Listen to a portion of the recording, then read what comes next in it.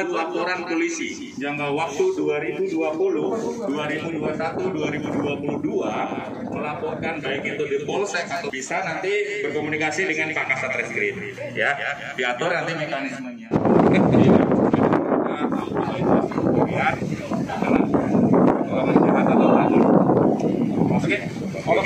Oke.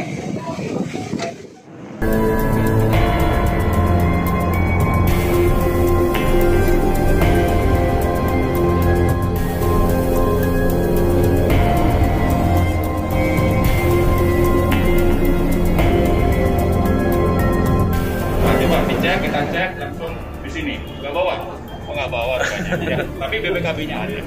Ya, ini menandakan bahwa Pak Darmadi inilah pemilik kendaraan yang sah. Ya,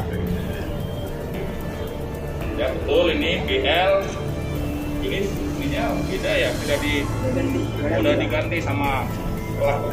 Ya, jadi BL-nya 4553 KAO, ya, Yamaha, sepeda motor 155 cc.